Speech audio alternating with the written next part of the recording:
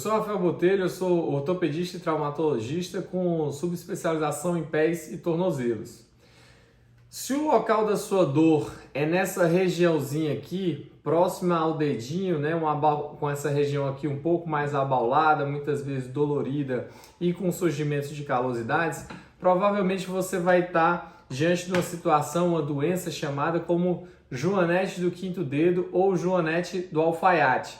Historicamente, título de curiosidade, esse nome surgiu devido aos artesãos italianos que eles costumavam trabalhar com as pernas cruzadas e esses ossinhos eles ficavam de encontro com o solo e gerava calosidades que era típica dessa profissão.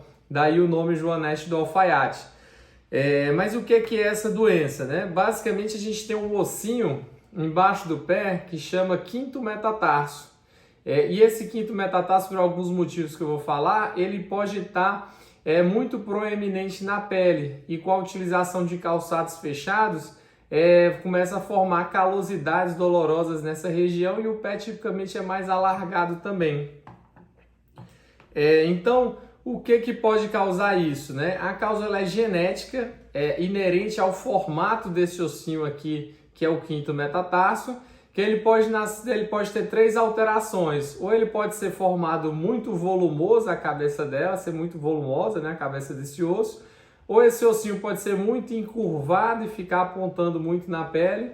Ou ele pode nascer muito afastado do quarto metatarso e também ficar proeminente na pele. Junto disso, dessa alteração genética do formato desse ossinho, tem também que ter um outro fator, que são os calçados, né? Calçados com a câmara anterior muito estreita, também chamado de bico fino, ou com salto muito alto, no caso das mulheres. Os principais sintomas disso é o quê? Tipicamente, quem tem essa doença tem o pé um pouco mais alargado, por esse osso ser proeminente, principalmente se tiver associação com joanete tradicional. A formação, então, de uma proeminência dolorosa nessa região, devido à utilização desses calçados fechados, e podem ser geradas calosidades principalmente na parte lateral, nessa partezinha de fora, e em alguns casos também até plantar e pode também estar em associação com o dedo em garra, né? O dedo em martelo, que é a deformidade do quinto dedinho. Para confirmar isso, basicamente você tem que fazer o quê? Procurar um ortopedista, de preferência com subespecialização em pés e tornozelos, para ele fazer o diagnóstico clínico durante uma consulta com você. Ele provavelmente, né, sempre o médico, né, no caso, deve solicitar um exame de imagem para avaliar. O único exame que precisa ser solicitado é um raio-x simples do pé com carga, para a gente ver o formato desse ossinho aí. E quais medidas podem ser feitas até você conseguir esse acompanhamento com o ortopedista? Inicialmente pode ser feita a troca dos seus calçados, evitar calçados de salto ou bico fino, né, a câmara anterior mais estreita. No caso dos homens, deve-se evitar sapatos sociais, principalmente com essa parte muito fina, né, porque isso gera um atrito com essa proeminência óssea e gera essas calosidades dolorosas, e priorizar utilizar calçados da câmara anterior mais alargada, né, que são alguns tipos de calçados sociais, ou os tênis de corrida, tipicamente eles têm tecidos mais maleáveis que adaptam melhor essa parte do pé.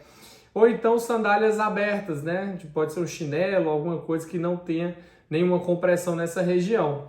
As mulheres, da mesma forma, devem evitar, né, escarpins, né, muito alto, que tem aquele bico muito fino, e outros calçados, e priorizar utilizar o quê? Sandálias abertas, né, que consiga deixar esse pé bem confortável nessa região. Existem também algumas órteses, né? Basicamente são o quê? Protetores de silicone que podem ser utilizados nessa região. Existem essas capinhas que podem ser utilizadas no dedo, quando a calosidade é mais próxima ao dedinho.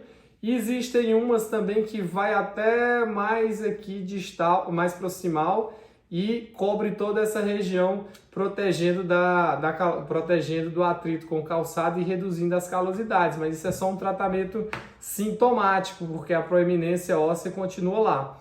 Então, sempre procure o seu ortopedista, porque existem outros tratamentos que são bastante eficazes para fazer a correção dessa deformidade, né? No caso, o tratamento cirúrgico, existe uma cirurgia que chama cirurgia minimamente invasiva ou cirurgia percutânea, no qual é feito só um furinho na pele, através desse furinho é feito um corte ósseo que esse ossinho ele se acomoda numa posição melhor que não fique proeminente e nem necessita passar nenhum período sem pisar, já sai andando com a sandália ortopédica. Então, sempre mantenha esse acompanhamento também com o seu ortopedista. Tudo bem? Obrigado!